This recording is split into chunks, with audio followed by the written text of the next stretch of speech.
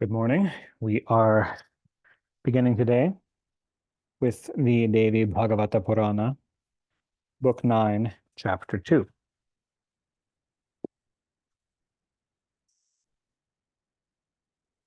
Narada said, O Lord, I have heard all that you said in brief about the Prakriti Devi. Now describe in detail why the Mula Prakriti, Adya Shakti, was created at the very beginning, before the creation of this world of five elements. How did she, being of the nature of the three gunas, come to be divided into five parts? I desire to hear all this in detail.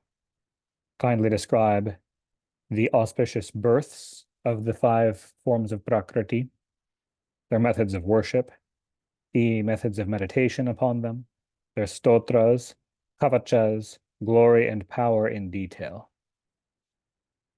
Narayana spoke, O Devrashi, the Mula Prakriti of the nature of Maya Parabrahman is a Nitya Padartha, an eternal entity, just as the Atman, the Nabho Mandala, or the celestial space, Kala, or time, 10 quarters, the Brahmanda Garbha, or the universal egg, the Goloka, and lower than this, the Vaikuntha Dhama, are all eternal things. Atman and Prakriti are in inseparable union with each other, like fire and its capacity to burn, the moon and her beauty, the lotus and its splendor, the sun and his rays are inseparably united with each other. As the goldsmith cannot prepare golden ornaments without gold, and as the potter cannot make earthen pots without earth, so the Atman cannot do any work without the help of this omnipotent Prakriti, the power of nature. The letter Sa indicates Aishvaryam, or prosperity, the prosperity of the divine powers, and Kti devotes might, strength. And inasmuch as she is the bestower of these above two qualities, the Mula Prakriti is named Shakti, or power. Bhaga is indicative of knowledge, prosperity, wealth, and fame. And inasmuch as Mula Prakriti has all these attributes, she is also called Bhagavati. And Atman is always in union with this Bhagavati, who is all power. So he, the Paramatman, is called Bhagavan. The Bhagavan is therefore sometimes with form, and sometimes he is without form. When Prakriti becomes latent, God is without form. With Prakriti manifest, God is with form. The yogis always think of the luminous form of the formless Bhagavan and declare him to be all blissful Parabrahman, the God. Though he is invisible, the witness of all, omniscient, the cause of all, the giver of everything and of every form. Yet the Vaishnavas do not say so.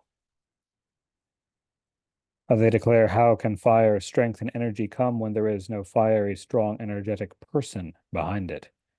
Therefore, he who shines in the center of this fiery sphere is the Parabrahman, the person of Tejas, or the primal energy, higher than the highest. He is all will, he is all form, the cause of all causes, and his form is very beautiful. He appears youthful, he looks very peaceful, and is loved by all.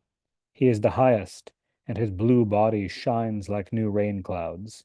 His two eyes defy the beauty of the autumn lotuses in midday. His exquisitely nice rows of teeth, but all series of pearls in the dark background. The peacock's feather is seen on his crown. The garland of malati flowers is suspended from his neck. His nose is exceedingly beautiful. A sweet smile is always seen on his lips. There is no second like him in showing favor to the bhaktas. He wears yellow clothing, as if a burning fire is emanating all round him. A flute is held in both his hands, reaching to the knees. In other words, a long flute.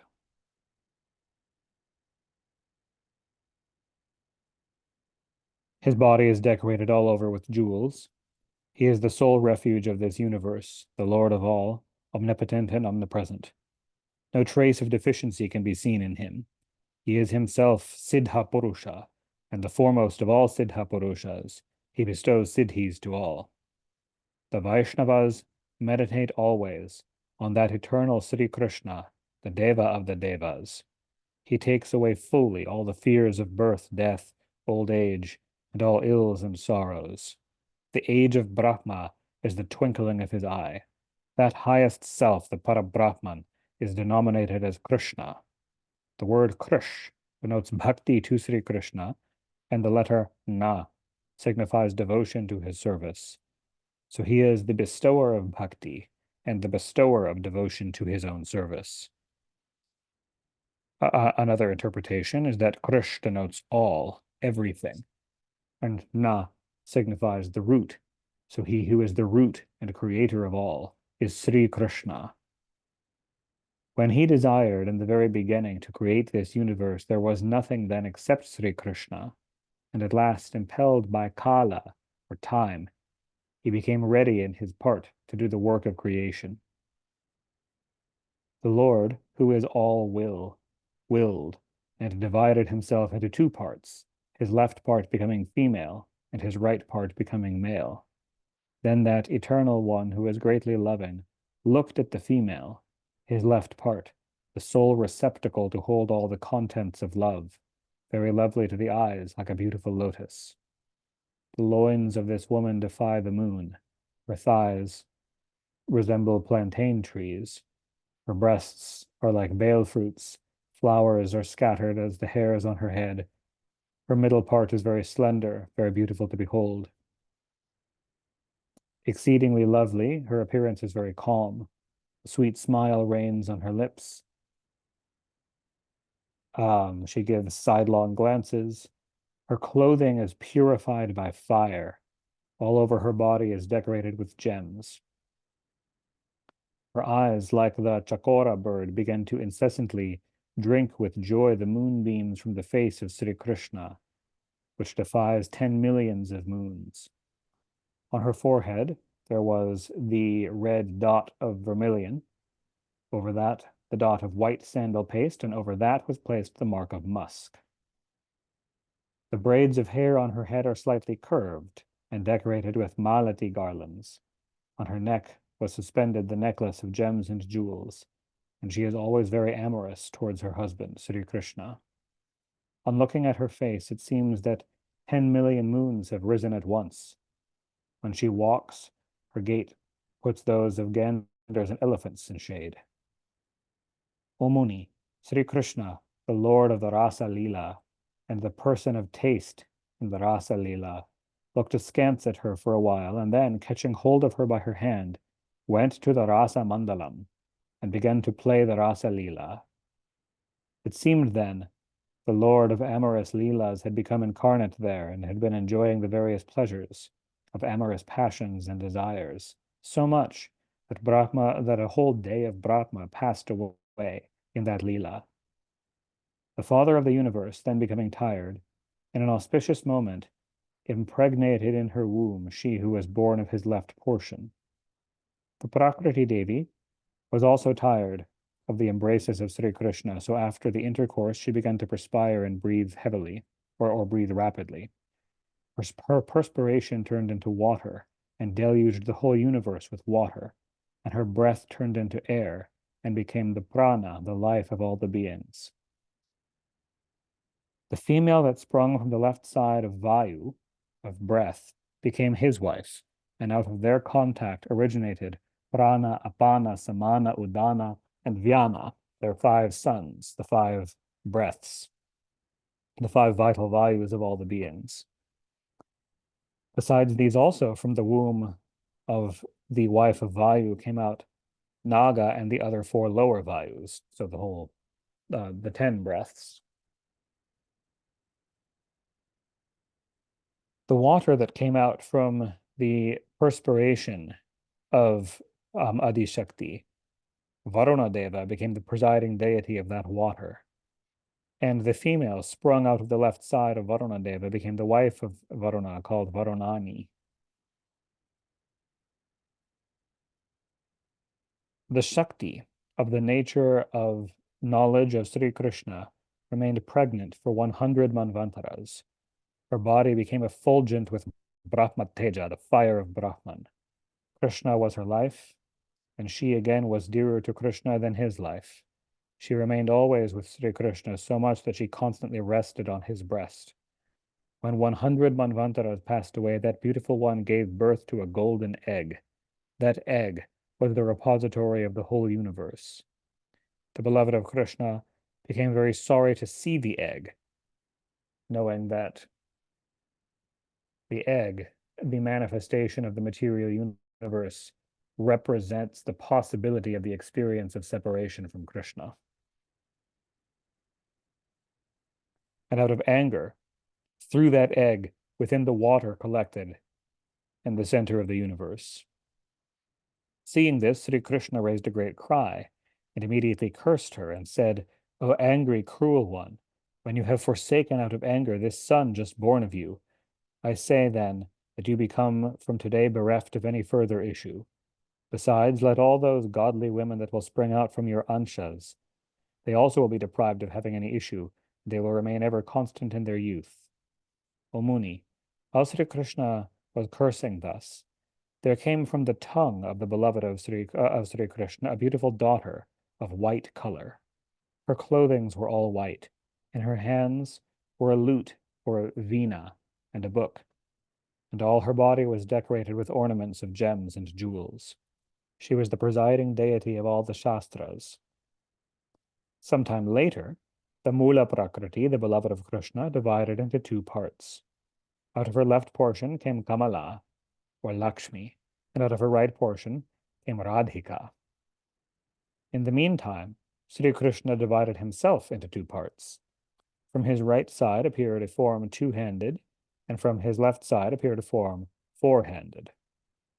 The Sri Krishna addressed the goddess Vach, or speech, holding flute in her hand.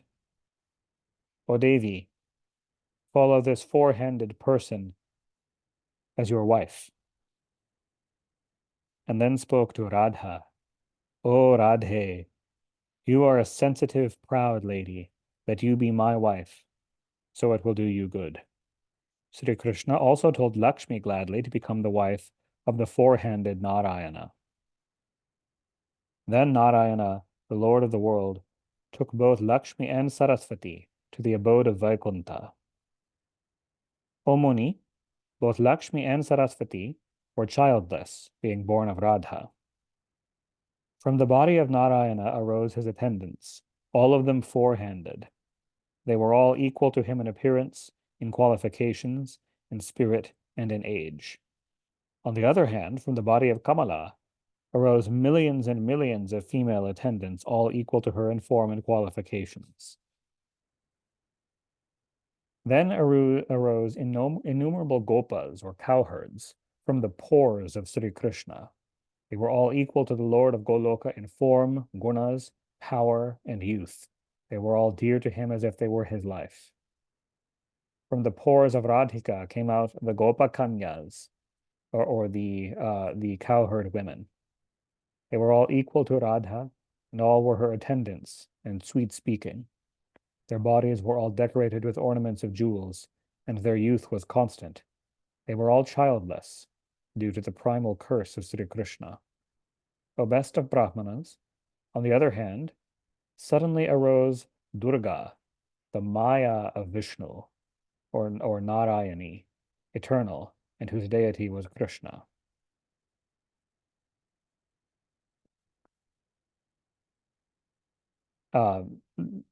The translator includes a note here clarifying that Durga was the avatara of Mula Prakriti directly, and not the avatara of Radha, as Lakshmi and Saraswati were.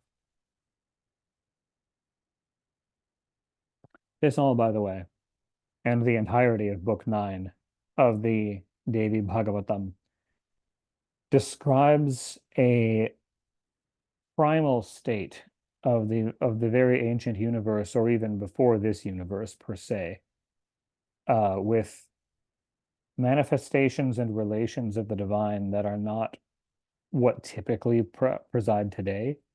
It refers to a very ancient cycle of time. The most obvious difference being that Saraswati is a wife of Vishnu in this cycle, and not the wife of Brahma, as is more commonly known today.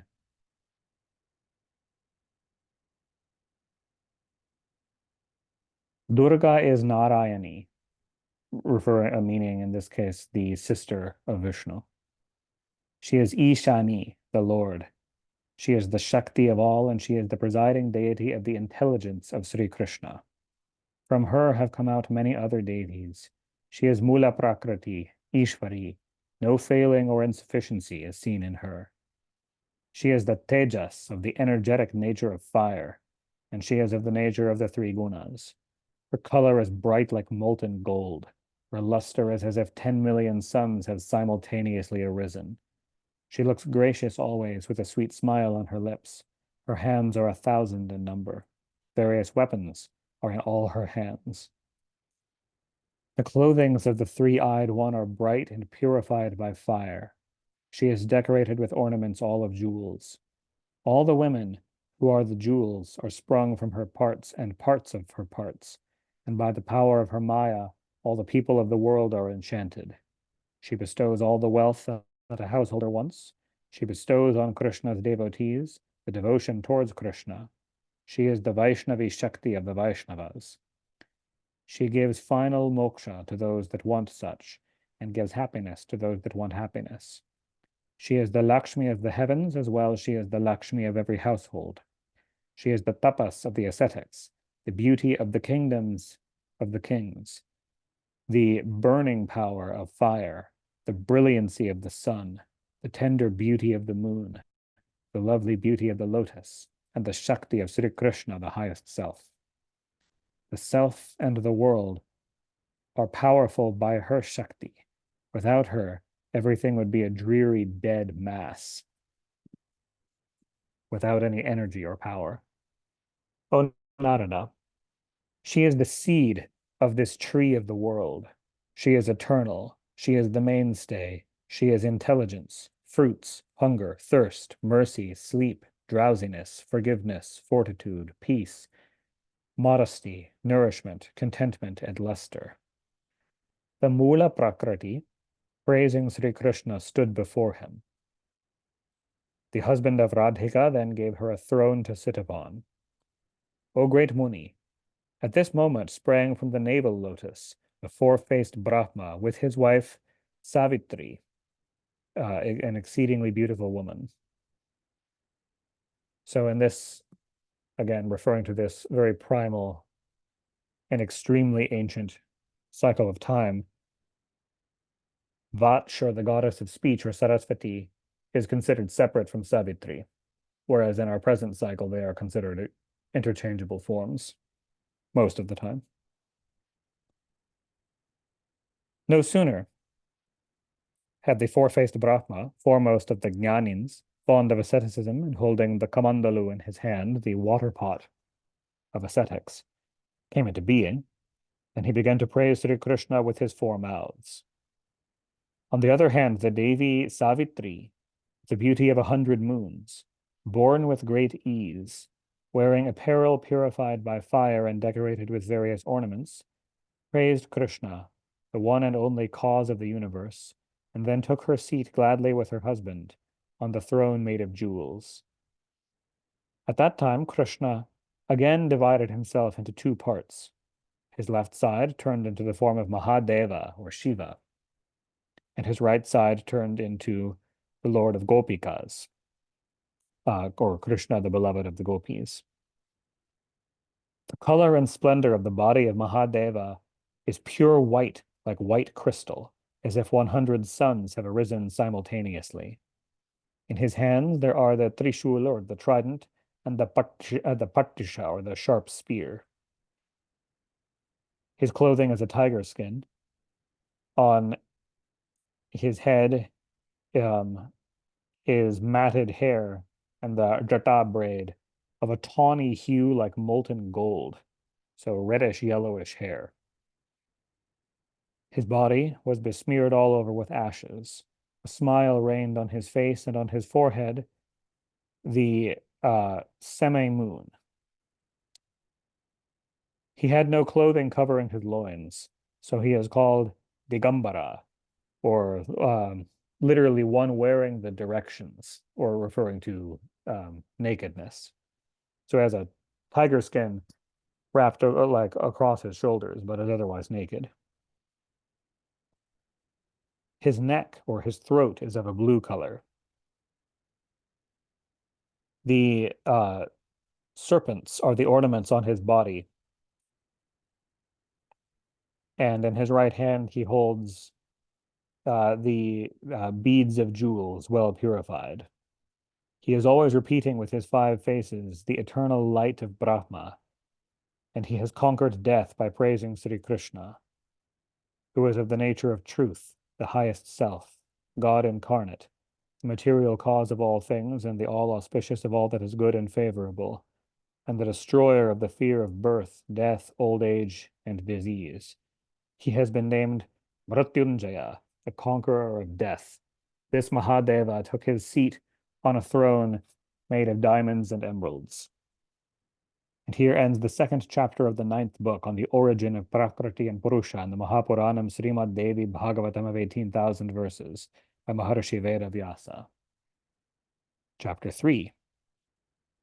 Narayana said, O Devarishi, the Garbha, born of Mula Prakriti, the egg that she had cast out, floating in the waters for a period equal to the lifespan of Brahma, now in the fullness of time, separated into two parts. In other words, it hatched.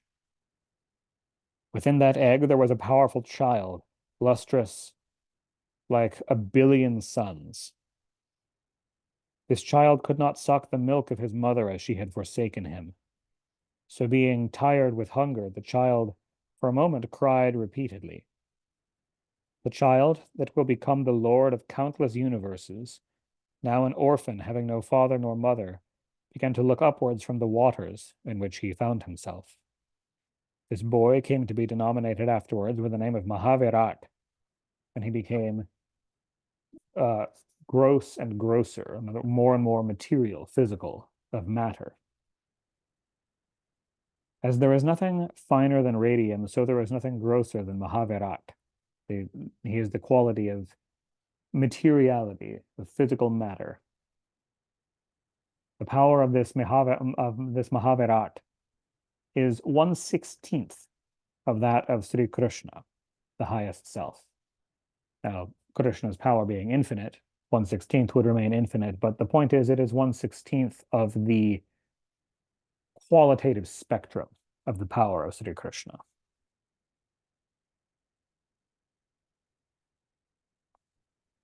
But this boy, born of the Prakriti Radha, is the sole stay of all this universe, and he is denominated by the name Mahavishnu. In his every pore, countless universes exist, so many that even Sri Krishna could not count them. If it were possible to count the number of the dust particles in the world, it is impossible to count the number of universes. There are endless Brahmas, Vishnus, and Maheshwaras. In every Brahmanda, in every universe, there is Brahma, Vishnu, and Mahesha. Each Brahmanda extends from Patala to the Brahmaloka. The abode of Vaikuntha is higher than that, situated outside of the Brahmandas. Again, the abode of Goloka is 50 koti yojanas higher than Vaikuntha. This Goloka Dhama is eternal and real as Sri Krishna is eternal and real. I have mentioned a few times that I'm reading my father's old copy of this book. He underlined that sentence. This Goloka Dhama is eternal and real as Sri Krishna is eternal and real. This world composed of the 7 dvipas is surrounded by the 7 oceans. 49 upadvipas, or smaller islands, still of great size. The 49 greatest islands are existing here. Besides these are countless mountains and forests. Higher than this earth is the Brahmaloka, with 7 heavens. Below this are the 7 patalas. This is the bounding limit of the Brahmanda. Just above this earth there is the Bhuraloka. Above it is Bhuvaraloka, then Svaraloka, then Janaraloka, then Taparaloka, then Satyaloka, and above that is Brahmaloka. The splendor of Brahmaloka is like that of molten gold. But all the substances, whether outside or inside this Brahmaloka, are transient. When this Brahmanda dissolves, everything dissolves and is destroyed. All within it is temporary, like bubbles of water. Only Goloka and Vaikunta are eternal. In every pore of this Mahavirat exists one Brahmanda. What to speak of others, even Krishna cannot count the number of these Brahmandas. In every Brahmanda there is Brahma, Vishnu, and Mahesha. O child Narada, in every Brahmanda the number of the gods is 3 kotis.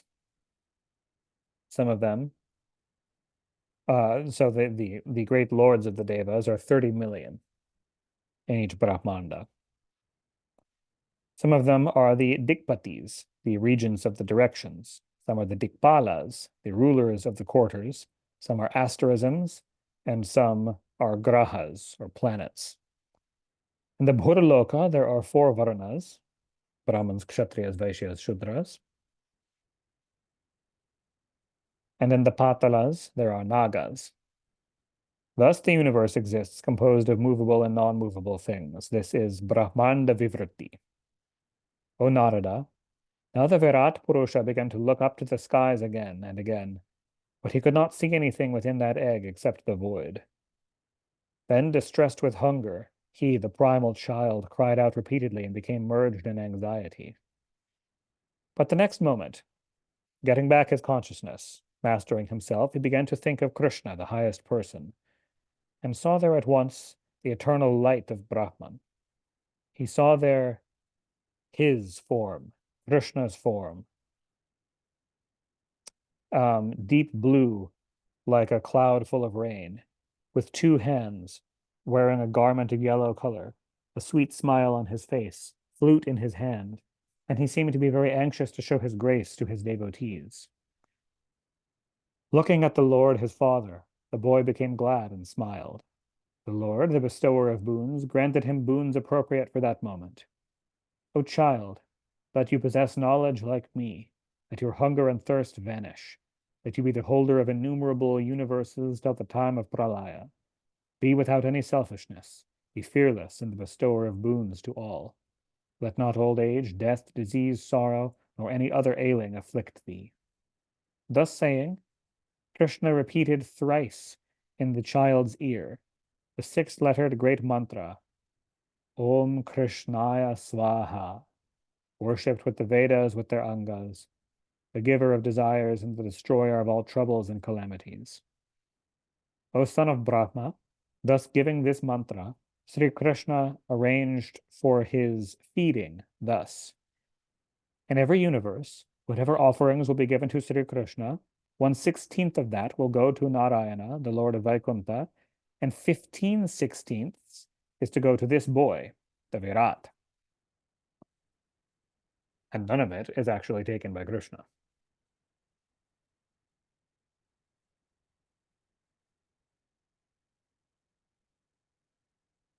Sri Krishna did not allot any share for himself.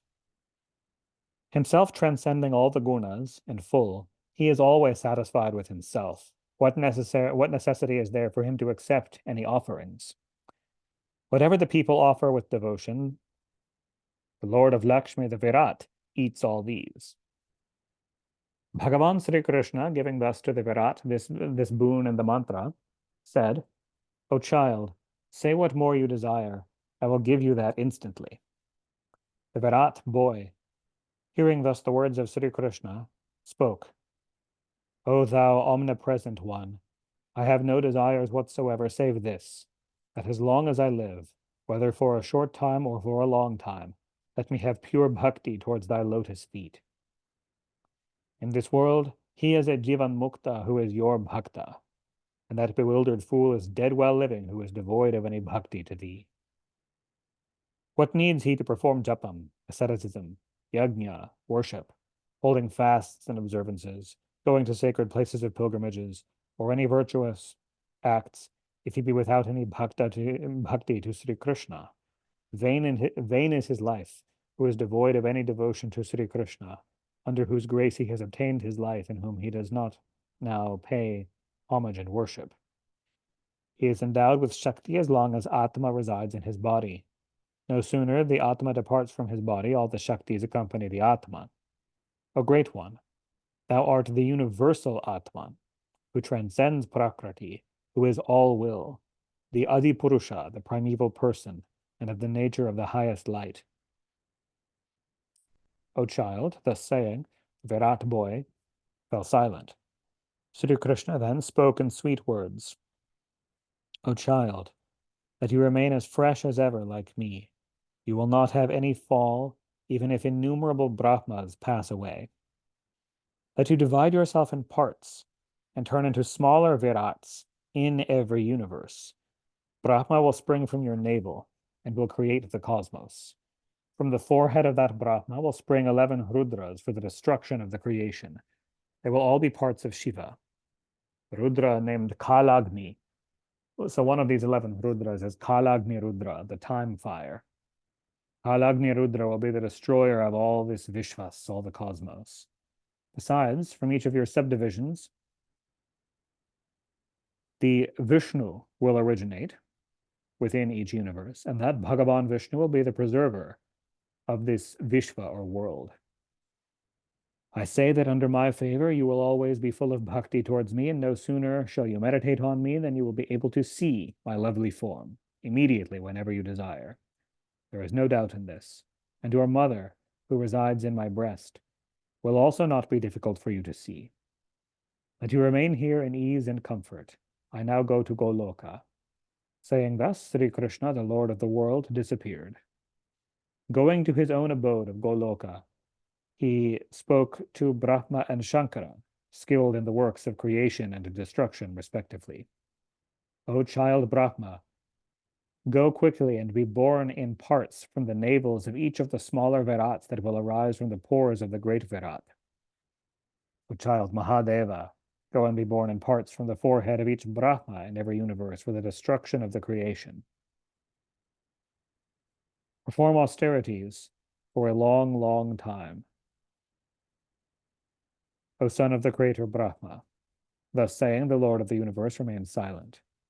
Brahma and Shiva, the auspicious ones, bowing to the Lord, went to their duties. On the other hand, the Mahavirat that lay floating on the waters of the Brahmanda sphere created from his every pore each smaller Virat. The youth Janardana of the form of the great cosmos, wearing yellow garments, his own body of the bluish-green color of the durva grass, lay sleeping, pervading everywhere. Brahma took his birth in his navel. He then, after his birth, Brahma began to travel in that navel lotus and in the stem of the lotus for 1,00,000 yugas. But he could not find out the place whence the lotus or its stem had sprung. O Narada, then your father, Brahma, became very anxious and came back to his former place and began to meditate on the lotus feet of Sri Krishna. Then, in meditation, with his introspective eye, he saw first the small Virat, then the endless great Virat, lying in the watery bed, in whose pores the universes are existing. And then he saw the god Sri Krishna in Goloka, with Gopas and Gopis. He then began to praise the Lord of Goloka when he granted boons to your father, and he began to do the work of creation. From the mind of your father, since he's addressing Narada, who is a direct child of Brahma, from the mind of your father were born first Sanaka and your other older brothers, and then from his forehead sprang the 11 Rudras. Then from the left side of that small Virat lying on the bed of waters within the universe, the four-handed Vishnu Bhagavan came, the preserver of the universe. He went to Shveta Dvipa, the White Island, where he remained. Then your father became engaged in creating this universe, movable and non-movable, composed of the three worlds, heaven, earth, and Patala, the overworld, the middle world, and the underworld, in the navel of that small Virat Purusha. O Narada, thus from the pores of that Mahavirat each universe has sprung, and in every universe there is one smaller Virat, one Brahma, one Vishnu, and one Shiva, and Sanaka and the other children of Brahma. O best of the twice-born, thus I have described the glories of Krishna that give exceeding pleasure and moksha. Now say what more you want to hear. And here ends the third chapter of the ninth book on the origin of Brahma, Vishnu, and Mahesha and others in the Mahapuranam Srimad Devi Bhagavatam of 18,000 verses and Maharishi Veda Vyasa. Chapter 4. Narada said, by your grace I have heard everything very sweet like nectar of the origin of things. Now may I ask you, which Devi of the five great Prakritis has been worshipped by what mantra, and by whom? How has each of them been praised, and by whom? How has the worship of their murtis become prevalent in this world? What are the stotram, the dhyanam, the glory and the life of each of these Devis? Also, what sort of boons do each of these Devis grant, and to whom? Kindly describe all these in detail. Narayana said, O child, Durga, the mother of Ganesha, Radha, Lakshmi, Durga, the mother of Ganesha, Radha, Lakshmi, Saraswati, and Savitri. These are the five Prakritis sprung directly from Mula Prakriti. The methods of their worship, their wonderful, glorious acts, excellent stotrams in their lives, inculcating good to all, and sweet like nectar, are all widely written in the Vedas, Puranas, Tantras, and other Shastras, so there is no need to describe them here again. Now I am describing in detail the auspicious characters of these that are sprung from the parts and kalas of the Prakriti, or the secondary devis that spring from the primal five. Hear attentively. Kali, Vasundhara, Ganga, Shashti, Mangala Chandika, Tulasi, Manasa, Nidra, Svadha, Svaha, and Dakshina. These are the anshas of Prakriti, or the secondary goddesses. By and by, I will describe briefly the merit-giving characters of these, pleasant to hear. Along with these, I will describe the karmas of the jivas and the great exalted lives of Durga and Radha. I will first describe Saraswati's character. Hear, O Muni. Sri Krishna introduced first in this Bharata the worship of the Devi Saraswati, the holder of Veena in her hands, under whose influence the hearts of illiterate and stupid persons even become illumined with knowledge. The amorous Devi Saraswati sprang from the end of the lips of Radha, and so she desired to marry Krishna out of amorous feelings. Sri Krishna, the controller of the hearts of all, knew it instantly, and addressed the mother of the people in true words proper to her and beneficial to her in the end. O chaste one, he said, the four-armed Narayana is born from my parts. He is young, of good features, and endowed with all qualifications. So much so he is like me. He is a knower of amorous sentiments of women, and he fulfills those desires. What to speak of his beauty, 10 million Kamadevas are playing within his body. O beloved, if you desire to marry and remain with me, that will not be of any good to you. For Radha is near to me. She is more powerful than you. If a man be stronger than another, he can rescue one who takes his shelter, but if he be weaker, how can he then himself, weak or subject, protect his dependent from others? Though I am the Lord of all and rule all, yet I cannot control Radha, for she is equal to me in power, in beauty, and qualifications, equal to me in every respect. Again, it is impossible for me to leave Radha, for she is the presiding deity of my life. Who can relinquish life? Though a son is very dear to his father, still it may be questioned, is he dearer than his father's own life? So, O auspicious one, go to the abode of Vaikuntha. You will get your desires fulfilled there. You will get for your husband the Lord of Vaikuntha, and you will live forever in peace and enjoy happiness. Though Lakshmi is residing there, yet like you, she is not under the control of lust, anger, greed, delusion, or vanity. She is also equal to you in beauty, qualities, and power. So you will live with her in great delight, and Hari, the Lord of Vaikuntha, will treat both of you equally. Moreover, I say this in particular, that in every universe, on the 5th day of the bright fortnight of the month of Magha every year, the day when learning is commenced, a great festival will be held. And humans, Manus, Devas, and the Munis desirous of liberation, Vasus, Yogis, Nagas, Siddhas, Gandharvas, Rakshasas, all will perform your worship with devotion in every kalpa till the time of Mahapralaya comes. All are required to be Jitendriya, having their senses under control, and Samyami, concentrating mind with a religious vow, and they will invoke thee on a jar or on books, and then meditate according to what is stated in the Kanva Shaka of the Yajurveda, and then worship and sing hymns to thee. Thy kavacha is written on the bark of the bhurja tree. So thy armor, the mantras of thy armor is written on the bark of the bhurja tree. That's the birch tree. Indeed, you can hear how closely related the modern English word birch is to the ancient Sanskrit bhurj, for the same tree. And then with 8 kinds of scents mingled with it is placed within a golden nut or ring named maduli, and then held on the neck or on the right arm. The learned should recite thy stotras during worship. Saying thus, the Purana Brahma, Sri Krishna himself, worshipped the Devi Saraswati. Since then, Brahma, Vishnu, Mahesha, Ananta Deva, Dharma, Sanaka, and other Munindras, all the Devas, Munis, all the Rajas, and all the human beings are worshipping the Devi Saraswati. O Narada, thus the worship of the eternal Devi Saraswati is made extant in the 3 worlds.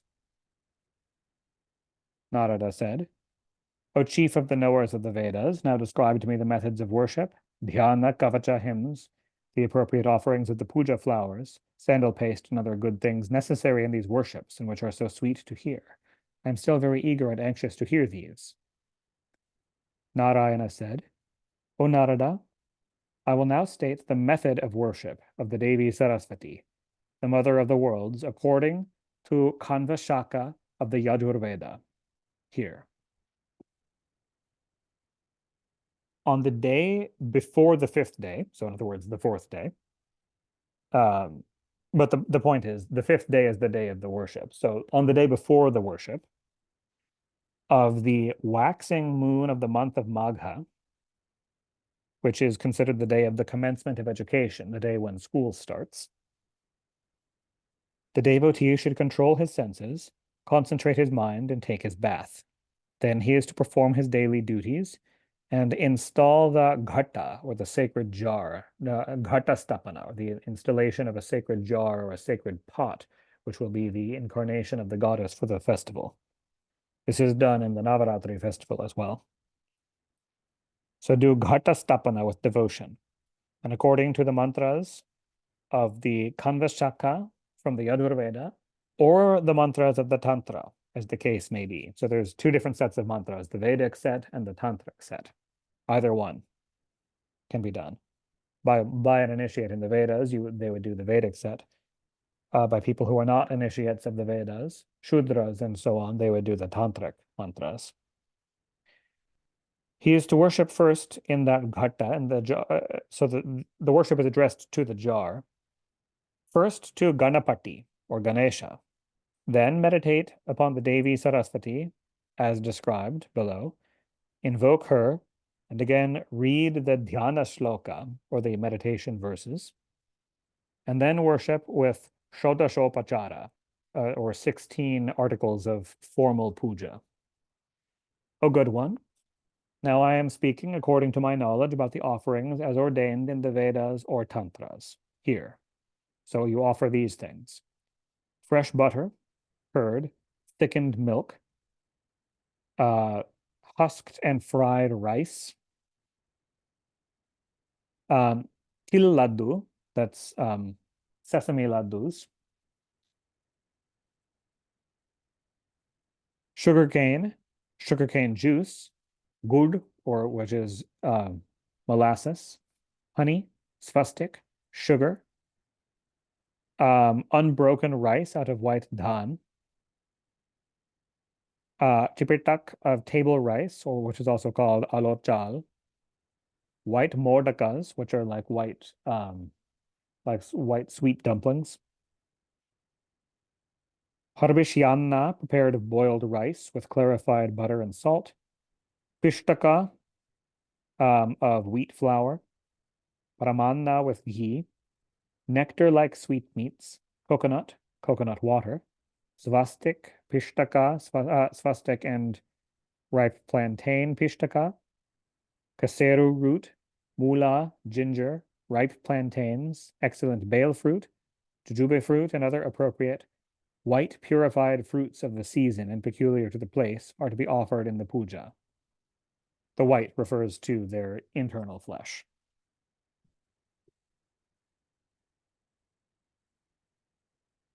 O Narada, white flowers of good scent, white sandal paste of good scent, new white clothes, a nice conch shell, nice garlands of white flowers, nice white necklaces, and other beautiful ornaments are to be given to the Devi. I say now the dhyanam, or the meditation verses, sweet to hear, of the Devi Sarasvati according to the Vedas, capable to remove errors, here. So this is what you recite. I hereby bow down to the Devi Sarasvati, of a white color, with a smiling countenance and exceedingly beautiful, the luster of whose body overpowers that of 10,000,000 moons, whose garment is purified by fire, in whose hands there are veena and books, who is decorated with new excellent ornaments of jewels and pearls, and whom Brahma, Vishnu, Maheshvara, and the other devas, munis, manus, and humans constantly worship. That's the dhyana shloka.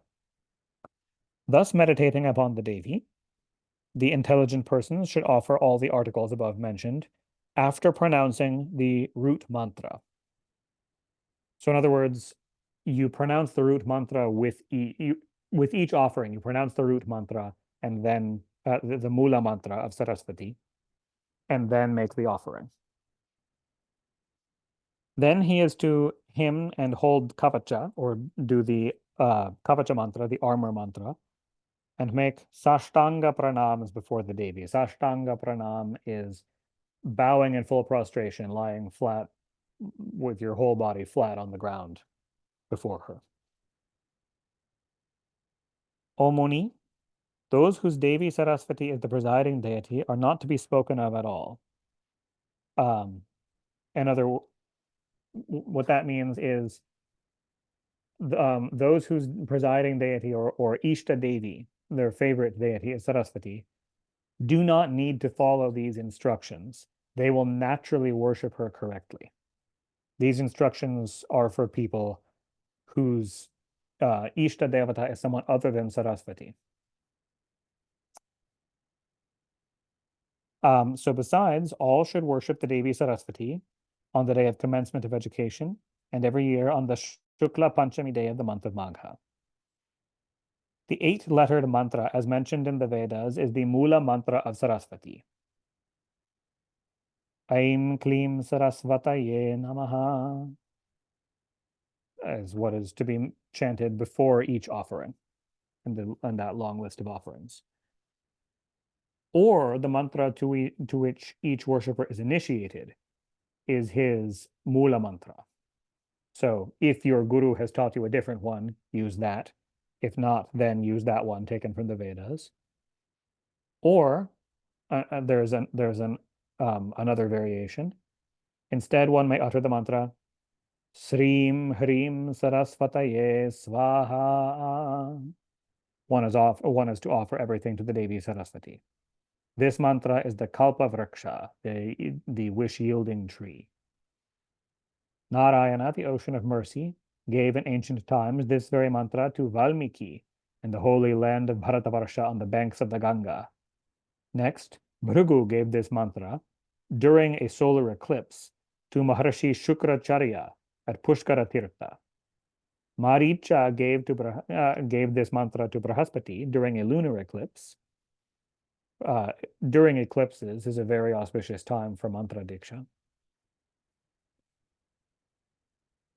Brahma gave this mantra to Bhrigu in Badrikashrama, or the Badrinath temple, or the sacred valley of Badrinath in the Himalayas.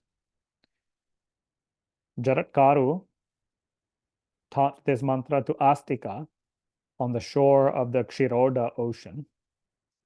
That's on the shore of the ocean of milk. Jaratkaru is the husband of Manasa, the queen of Nagas. Astika is his son, the half-human, half-Naga sage. Vibhandaka taught this mantra to the intelligent Rishyashringa on Sumeru mountain. Shiva himself, gave this mantra to Karnada and Gotama, two great sages. Surya, the sun god, taught this mantra to Yajnavalkya and Katyayana.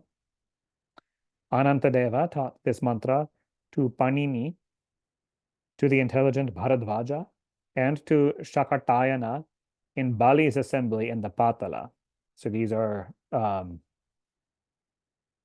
Anantadeva, the serpent of the underworld, taught this to the prime sages of the Asuras in Patala. If this mantra be repeated 4 lakhs of times, all humans attain success. And when they become siddhas with this mantra, they become powerful like Brahaspati. In past times, the greater Brahma gave a kavacha named Vishvajaya Kavacha.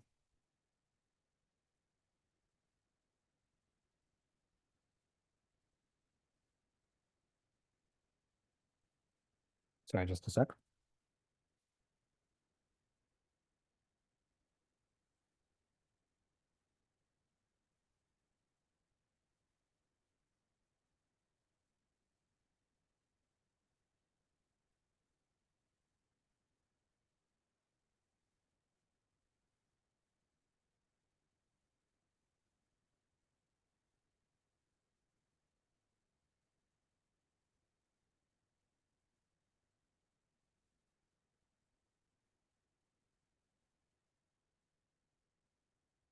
Okay.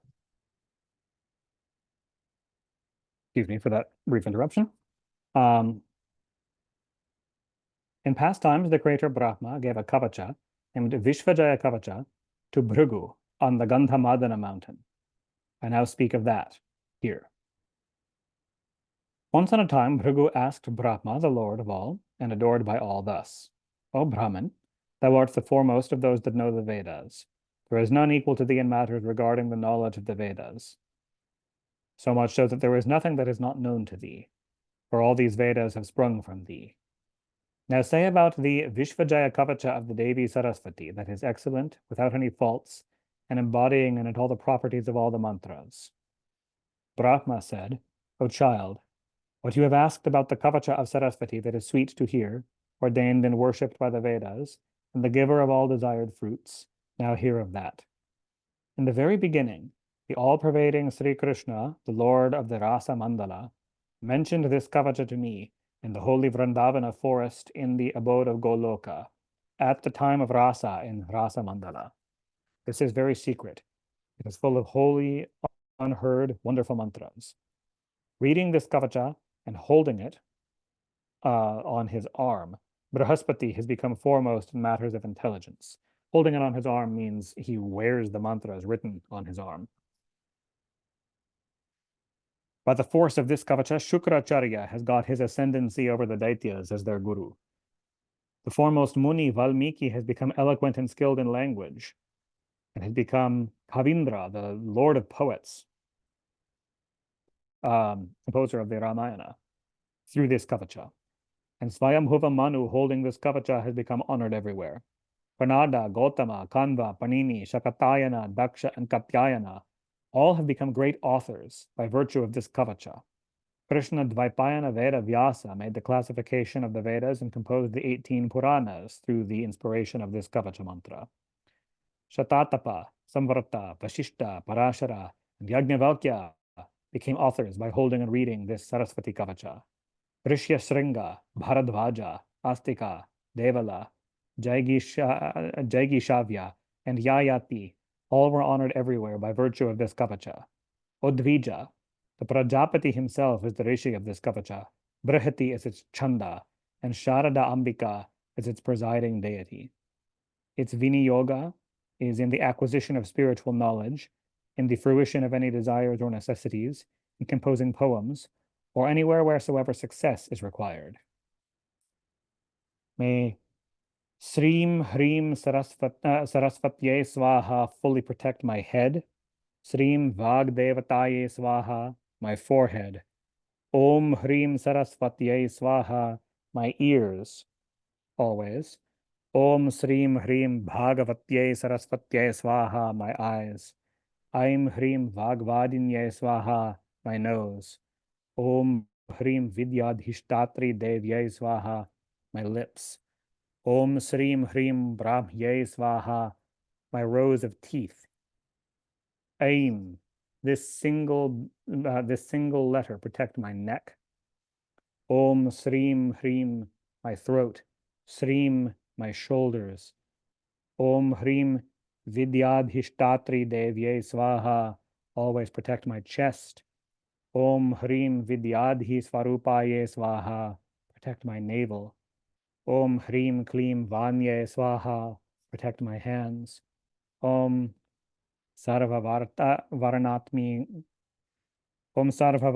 Kaye Swaha, protect my feet. And let Om Vagadhishtatri Devye Swaha protect all my body. Let Om Sarva Kantavasinye Swaha protect me to the east. Let Om Sarva Jihvagra Vasinye Swaha protect me to the southeast. Om Aim Hrim Shrim Klim Sarasvatye Bhudhajananye Swaha protect me to the south. Aim Hrim Shrim, this three-lettered mantra protect my southwest. Om Aim Jibhagravasinye Swaha protect me to the west. Om Sarvam Vikaye Swaha protect me to the northwest. Om Aim Srim Klim Gadyavasinye Swaha protect me to the north. Aim Sarvashastravasinya Swaha protect me to the northeast. Om Hrim Sarvapujitaye Swaha protect me from above. Hrim Pushtakavasinye Swaha protect me from below. And let Om Granta Vijasvarupaye Swaha protect me from all directions. O Narada, this Vishvajaya Kavacha of the nature of Brahma and its embodied mantra I have now spoken to you. I heard this from the mouth of Dharmadeva on Gandhamadana mountain. Now I speak it to you out of my great affection for you. But never divulge this to anybody.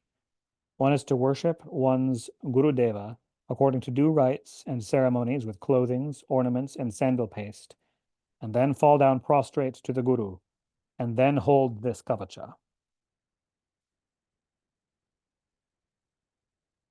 So do that worship of the Guru before any time practicing the kavacha.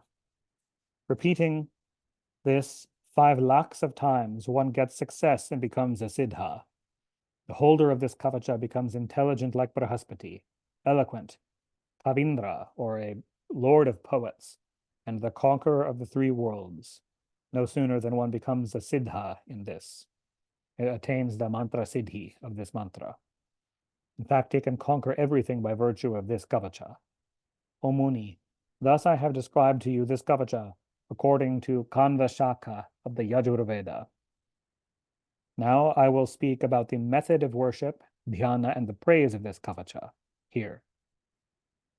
And here ends the 4th chapter of the 9th book on the hymn, worship, and kavacha of Saraswati Devi and Srimad Devi Bhagavatam of 18,000 verses by Maharshi Veda Vyasa.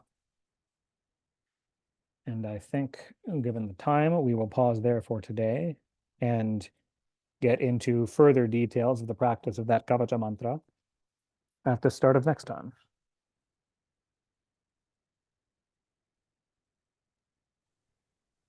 Awesome. Thank you, Devi. Thank you guys very much for coming. Uh, if I may, uh, there's an interesting depiction of Saraswati coming from Radha. She wanted to From get her with tongue. Krishna. Yeah. Oh, from her tongue. Okay. Um, and that is in the yuga or period or whatever of when she was Krishna's wife and not Brahma's. Also.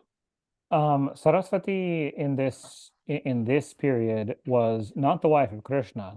That was her first Mhm. choice, but Krishna Hmm. declined. She was the Yeah. wife of the four-armed Vishnu in Vaikuntha. Oh wow. Right. Who came from Virat, the four-armed Vishnu. Other way around. Virat came from, oh, well, Mhm. Virat was the Mahavirat, uh, here was described as the child of Radha and Krishna. Hmm. Virat also resembles a four-armed Vishnu. There are numerous forms that superficially resemble each other. The four-armed Narayana in the Lord of Vaikuntha, the Mahavirat, the Virat within each universe, and separately from that, the Vishnu within each universe are all distinct beings, but they all are the similar looking four-armed form. Wow. Does Virat ever grow up in the scriptures? Yeah, essentially. But he remains he the Mahabharat is the dreaming Narayana, the sleeper in the ocean, Oh, wow. who essentially dreams into life and Leela, the infinite universes, which spring from his pores in the foam of the causal ocean of Karana Samudra. Oh yeah. 15/16 of our devotion to Krishna go to Mahabharat Well, devotion is a different thing. Offerings. offerings. Offerings, Interesting. yes. It says if you make offerings to Krishna, Yeah. Krishna doesn't actually take any of it. 15/16 of it go to Mahavirat, and the other 1/16 to the four-armed Vishnu. Huh. Um, and Cool. 0% of it is actually taken by Krishna. Oh. Oh. But this is in terms of offering food, things like that Hmm. in puja, separate from devotion. Huh. Neat. Uh, I thought it was interesting that Krishna got upset when Radha got pregnant. Not when she got pregnant, when she gave What was it? birth. When he Hmm. got upset was when she gave birth to the egg and immediately rejected it and cast it out. Right. Oh, Um, she rejected it and cast it out, and he was mad at that. yes, essentially Huh. because Radha, it, it becomes clearer later why she was upset. But to explain it, Radha wished to reject the material world. Um, she she wanted existence to only ever be her unity with Krishna in Goloka. And the rejection of the egg was the rejection of the material world, which contains ignorance and Maya and the experience of separation from Krishna, Oh, yeah. the world that we live in. And so she fled, abandoned him. She cast out the egg, trying to reject it because of her like rebellion against a world in which it is possible to experience separation from Krishna or possible to not know Krishna. Um, But the egg lived on. but the egg lived and hatched into Mahavirat, which is the origin of the infinite material universes. Yeah, Right. yeah. Eh, That yeah, and what happened to that Radha? Like she fled. is there more to like? Do you know? Radha remained. Radha, she didn't Yeah. flee. She cast the egg out. She remained Uh, in Goloka with Krishna. But she eventually, and this was the reason for her dismay at knowing what the meaning of the egg, she eventually had to come down and take her avatarana as Radha here in this world, which involved for a period of years, the majority of her life, Krishna leaving her and separation from him. That's the reason for her rejection of the egg, that she knew that it meant that, millions of years later to come in the future, there would be a period of her separation from Krishna. That's the reason for her reacting to the egg with rejection and dismay. does the abandoning of Radha in Vrindavan, uh, at the early age in his uh that story, does that have to do with like, Her abandoning of the egg. yeah, It does. yeah, It does. Yes. hmm, like kind of like how Ram had to suffer the separation of being From away Sita. from Sita Yes. because of crazy past life stuff Yeah. or Yeah. crazy ancient Yes. karma. There's Wild. a there's a lot of that sort of thing in book 9 of the Devi Bhagavatam that we'll get into. A lot of Oh, the sort of the a running theme that we will get into throughout book 9 is curses of abandonment and divine exiles into earth and then cycles of returning. That's a theme of the stories that comes up repeatedly throughout this particular book of Devi Bhagavatam. wow, amazing, So, yeah. cool. Thanks so much, Devala. Yeah, thank you guys very much for coming. Jay Ma. Jai Ma. Merry Christmas. Yeah, Merry Christmas.